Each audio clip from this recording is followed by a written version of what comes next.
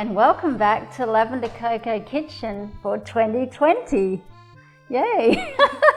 And this year I'm going to continue to bring you delicious and healthy vegan recipes, and I'm also going to be having more special guests, and together we're going to try and cook healthier versions of their favourite desserts and treats. In addition to this, we'll be following the progress of my daughter Lakshmi as she endeavours to change her diet to a more healthier diet. Because you're a vegan, obviously, aren't you? Yes. But what have you got to say about your diet in general? Yes. So obviously we went on this vegan diet journey, and there was so many different reasons for it, as you guys might have heard about what's going on with the planet. And of course for me it began with animal welfare. So I spent some time at a Hare Krishna farm and just watching the way the animals interacted with the people when they were in a free environment and they were treated right. Their personalities and their behavior was so different to your average cow on a cattle farm. They really were full of life, full of energy, and they were really happy playing around like a cat or a dog or a cat that you have. So it really got to me, and I just felt that it wasn't right to take a life away from a living creature and consume it when we have so many other options. We're not in survival mode anymore, and we don't need to do that. So that was my main reason for going vegetarian and transitioning to vegan. And then of course the biggest thing with health was I've struggled with health for a long time, especially with energy levels and things like that, especially with my skin as well, and I had no idea what was going on. And then as soon as I cut out some key things in my diet following this vegan vegetarian lifestyle, cutting out dairy made a huge difference to me. Once we got rid of that, the puffiness and swelling that I was experiencing every day had completely gone. My skin cleared up, and then cutting out egg, I felt more vitalized, and I noticed when I did eat egg, I would feel really heavy and bloated. And that's just me, the way my body reacts personally, and this diet has helped me a lot. But in saying that, as we were mentioning, being vegan, vegetarian, you know, it doesn't mean that just by cutting out those things you're going to be healthy. So with my really busy lifestyle on the go, I eat out a lot. So I might grab like the restaurant salad and some bread and this and that. And so because I was just grabbing things on the go, I wasn't really watching exactly what nutrients or how healthy these meals were. And of course, the preservatives and things that they put into these meals. And I noticed myself starting to gain like a bit of weight and not being able to fit into my normal clothes. And of course, you know, by looking at me, I looked completely fine. But on the inside, I was completely deteriorating to the point where I was so tired I would have to lie down in the middle of the day, and it got really, really bad. So I knew that I was doing something wrong as well, and that's why we're here now. Yes. Well, as Lakshmi is saying, just because you're vegan doesn't mean that you are going to be healthy or that your diet is healthy, because it's important that the diet is a whole foods diet, which means it's based mostly on vegetables and fruits, also beans, lentils, grains, and all of as much unprocessed food as you can find. Like obviously if you have your own garden or you have a farm, getting it straight from the ground itself is obviously the best way. But because the key I find is to avoid processed food. Because there's a lot of vegan food in the supermarket now, but it's all highly processed. Yes. And that's what we were doing, you know, when you're transitioning, and for some of the people that find it hard to completely give up meat straight away, I did a journey. I gradually came off it, then I was just eating seafood, and then from there it was easy to just get rid of all of it. But then we were introduced to the vegan sausages and the vegan steaks and burgers.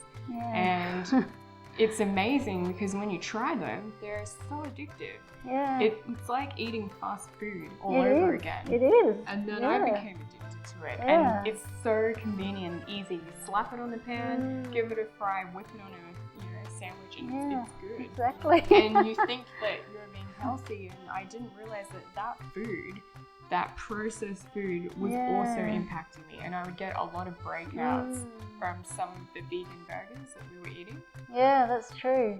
Yeah. So like we were saying, stay away from processed food as much as you can. Obviously, sometimes you need to have it for convenience or whatever. But if you can make everything yourself from scratch, it's the best way. And of course, when it comes to desserts, which obviously is my specialty, it's really, really important to stay away from the processed ones because obviously they're extremely high in sugar, and the type of sugar used is the overly processed cane sugar, which is not very healthy at all. It just adds lots of excess unnecessary calories without any vitamin content. So it's really not doing you any good. Plus it's highly addictive. Yeah, it's pretty much like a drug in that way. So and besides the sugar, there's obviously a high salt content, even in desserts, which some people don't realise because they taste sweet, but they actually contain a lot of salt. Plus, obviously preservatives, chemicals and other things like that, which you don't always have to declare. I think, sometimes you can get away with not declaring certain things on your packaging. And so you can't be 100% sure of what you're eating when you eat something processed. Yeah. And obviously it can upset the chemistry of your body and give you a lot of health problems or issues. In future programs, we're going to take some of the snacks that you really like and we're going to try and make them healthier, which obviously we're making them from scratch. So that's a good start. So then you can control how much sugar you put in and what type of sugar. Also flour. Flour's another thing you may not think of, but flour can be highly processed, very low in nutrients, just adding on extra unnecessary calories. Also bad fats like trans fats and others. Whereas if you make your own, you know exactly what types of fats, what types of flour, sugars, etc. that you're putting in. And you can also add in a few other healthy ingredients like certain spices that may not be done in a processing place that you can add yourself. But one more thing you have to know is it's a process, isn't it? Everything is a process. Yeah, it's not something, with anything, you can't just do it overnight, it doesn't work, and you're not going to stick to it. Exactly. So we're not just going to cut out everything at once. It has to be done gradually and over time, and it's important you still allow yourself to eat some things that you like. Like Lakshmi likes chips. Well, now and then it's fine if she goes and eats some chips. Because if she doesn't, I know that pretty soon she'll probably get a bit of a craving for it and then start stocking up on it and eating way too much. Whereas if you just eat it now and then when you feel like eating it, you're more likely to stick to a healthy diet, which is what I found when I first got diabetes. I tried to cut out all sugar straight away, and the result was I absolutely craved it. I craved it so much that I just started eating it again. I ate loads and loads, and my diabetes obviously got a lot worse, and I got into a very bad condition. And so I was looking at ways I could fix it, and that's when I came across a vegan diet, which is said to help all forms of diabetes. So since then I've done the vegan diet and I've found out ways to change the sugar to better sugars so that I can still eat sugar.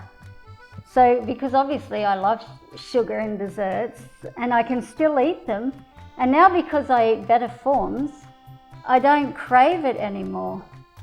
So I don't really like, for example, I used to love Mars bars and I'd just go eat those, but now I have no craving for that sort of processed sugar.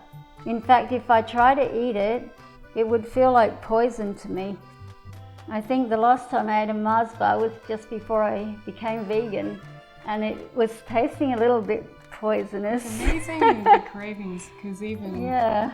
like the times that I was able to be really healthy, and when circumstances or certain people you're around who influence you can change that, which is, you know, I remember the times where I had no interest in having any of this fast food, and even when you haven't had it in so long, you drive past, it smells putrid. It doesn't even smell nice. Yeah. And it's crazy because it's like you can definitely see that it is, you know, has addictive qualities to it. Yeah. So I remember it kind of started for me again when we had a lot of late nights. So with my work, we do a lot of events, and some of those events can go till midnight, and then you haven't had time to have dinner or anything, so you need something, and the only thing open is a fast food restaurant, so you just grab a little something. Yeah. And it kind of just all started from there again. And it's like, oh yeah, like this will do just for now. But then you find yourself driving past it again on an afternoon between appointments, and like, oh, maybe I should just grab that again. Yeah, exactly. And then it all goes down from there. Yeah, exactly. Well, like Lakshmi mentioned, even unhealthy eating is a process too. So it starts with something like that, and then it escalates. So you can actually reverse it and go towards the healthy way instead.